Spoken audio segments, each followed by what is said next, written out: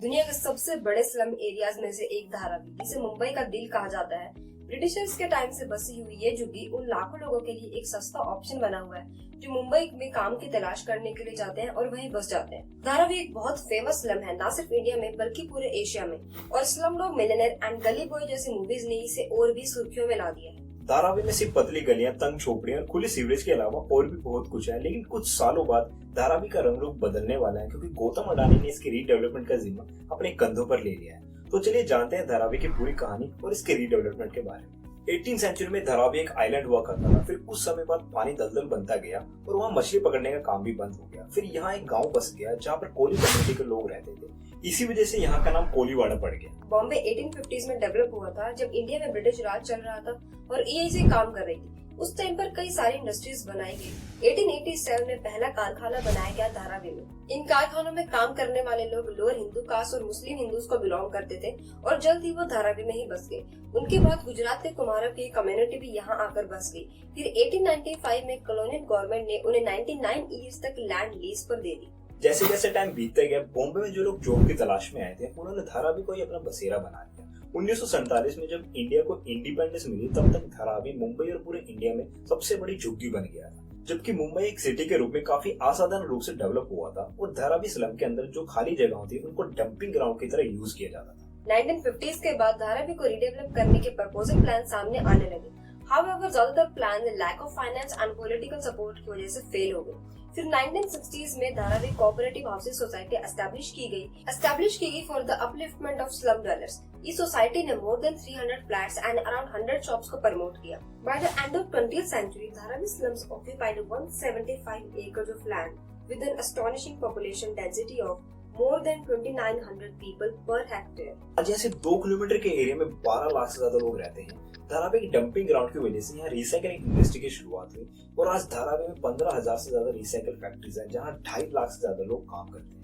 मुंबई अकेला एक दिन में 9400 टन वेस्ट जनरेट करते हैं और इन फैक्ट्रीज में मुंबई के सॉलिड वेस्ट का 80% रिसाइकल होता है और ऐसा माना जाता है धारावी ना हो तो मुंबई बहुत जल्द कचरे का ढेर बन जाएगा। लेकिन यहाँ मैटर ऑफ कंसर्न ये है कि वेस्ट को साफ करते टाइम वर्कर्स को काफी हेल्थ इश्यूज का सामना करना पड़ता है, वो भी सिर्फ अपना पेट पालने के लिए। धारावी में सिर्फ रिसाइकलिंग फैक्ट्रीज ही नहीं है, बल्कि यहाँ कपड़ा, मिट्टी के बर्तन, लेदर और स्टील प्रोडक्शन जैसे 500 से ज्यादा इंडस्ट्रीज हैं। इस स्लम में 15,000 से ज्यादा ऐसे कारखाने हैं जिनमें बनने वाला सामान न सिर्फ इंडिया में बल्कि अब्रॉड में भी बेचा जाता है और यही वजह है कि धारावी का एनुअल रेवेन्यू आज $1 बिलियन तक पहुंच चुका है। धारावी इंडिया की इकोनॉमी में एक बहुत इंपॉर्टेंट रोल प्ले करता है। धारावी में कुछ भी वेस्ट नहीं किया जाता।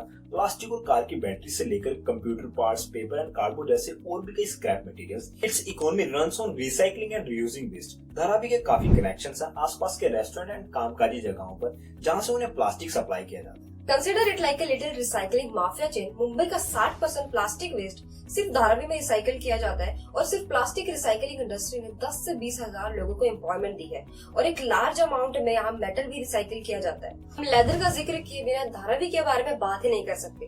अमेजिंगली धारावी की लेदर इंडस्ट्री दुनिया की सबसे बड़ी इंडस्ट्रीज में से एक है। ये हाई स्ट्रीट से लेकर हाई एंड तक lifestyle and luxury good brands को लेदर प्रोवाइड करता है। स्लम में लेदर इंडस्ट्री के ओनर को हम्बल मिलियनेयर कहते हैं, जो कि 3 करोड़ तक के अपार्टमेंट में रहते हैं। बेकरी और पोल्ट्री इंडस्ट्री पूरे मुंबई में बड़े पैमाने पर प्रोडक्शन एंड डिस्ट्रीब्यूशन करती है। धारावी की $1 बिलियन इकोनॉमी एक सर्कुलर इकोनॉमी से चलती है। The mindset of not wasting anything may not have come from a sustainability standpoint, but nonetheless it works out as a sustainable model. लोग यहाँ बुकिंग्स करके स्लम टूर्स करने आते हैं, स्पेशली फॉरेनर्स जो धारावी के लाइफस्टाइल को और बारीकी से समझना चाहते हैं। धारावी सबसे पढ़े लिखे स्लम्स में से एक है। इसका लिटरेसी रेट 69% है और ये इनोवेशंस और एंटरप्रेन्योरशिप का एक बर्थ प्लेस भी है।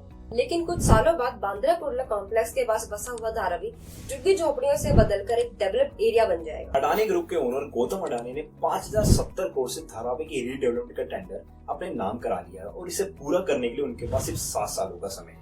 अब यहाँ एक सवाल खड़ा होता है, इससे लोगों को क्या फायदा होगा? इससे लोगों को साफ जगह, पक्के घर और वाटर फैसिलिटीज अवेलेबल कराई जाएंगी और आने वाले टाइम में ये गंदा स्लम नहीं बल्कि मुंबई की डेवलप्ड एरियाज में से एक होगा। रीडेवलपमेंट के बाद सब लोगों को फ्री में घर नहीं दिए जाएंगे। ये डिसाइड किया गया है कि जो लोग जनवरी 2000 के पहले से यहाँ रह रहे हैं सिर्फ उन्हें ही फ्री में घर दिए जाएंगे, बाकी सबको घर खरीदने के लिए कीमत देनी पड़ेगी। लेकिन इस रीडेवलपमेंट से धारावी के लोग ज्यादा खुश नहीं हैं, क्योंकि उन्हें डर है कि यहाँ बसे हुए कई छोटे छोटे बिजनेसेस खत्म हो जाएंगे। धारावी कपड़े, लेदर, मिट्टी के बर्तन जैसी कई चीजों को मैन्युफैक्चर करने का एक बहुत बड़ा हब है। क्या रीडेवलपमेंट के बाद बिजनेसेस बंद हो जाएंगे? क्या लोगों का रोजगार छीन जाएगा? या फिर गवर्नमेंट इसके लिए लोगों को सपोर्ट करेगी? और क्या अडानी लोगों की उम्मीदों पर खड़े उतर पाएंगे? ऐसे कई सारे सवाल लोगों की चिंता का कारण बने। दरअसल धारावी 600 एकड़ में फैला हुआ है। इसके आसपास 4-5 रेलवे स्टेशन है और ये बांद्रा कुर्ला कॉम्प्लेक्स से सटा हुआ है। इसी वजह से धारावी की जमीन का छोटा सा टुकड़ा भी बहुत कीमती है, इसलिए लोगों को रीडेवलपमेंट के फैसले से डर लग रहा है। लेकिन लोगों को सिंपैथी देते हुए रीडेवलपमेंट के राइट्स जीतने के बाद Gautam Adani said he intends to transform Dharavi into a modern city hub by supporting small industries and promoting new jobs focused on young people and women। वैसे इस रीडेवलपमेंट पर आपके क्या थॉट्स है, कमेंट बॉक्स में जरूर शेयर करना। अगर वीडियो वैल्यूएबल लगी तो लाइक करो एंड ज्यादा से ज्यादा लोगों को शेयर करो।